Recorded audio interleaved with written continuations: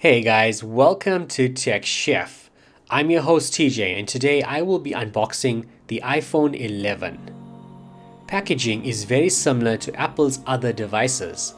On the left and right, you have the text iPhone. On the top and bottom, you have the Apple logo. On the front, you have a photo of the phone itself. This phone comes in the black colorway with 128 gigs of storage. Let's get this opened. First up, you are greeted with the device. Let's put that to the side and take a look at the accessories.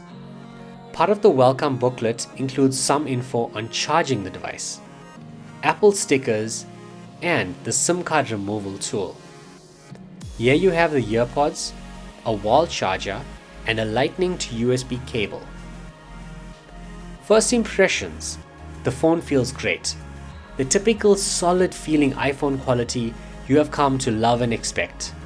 For the specification fans out there, this phone comes equipped with a 6.1-inch Retina HD display with 326 pixels per inch. The phone has an IP68 rating, which is splash, water and dust resistant. An A13 Bionic chip with 128 gigs of storage, iOS 14, 12 megapixel true depth camera for facial recognition on the front, and dual 12 megapixel ultra wide and wide cameras on the back with true tone flash. Taking a look at the layout of the phone, on the left you have the ring and silence switch with the volume buttons. On the right you have the power button and the SIM card tray. On the bottom you have the stereo speakers, lightning connector and microphone. With the release of the iPhone 12, the pricing for the 11 has dropped, and that makes it an appealing option for the budget-conscious consumers, especially due to the COVID-19 pandemic.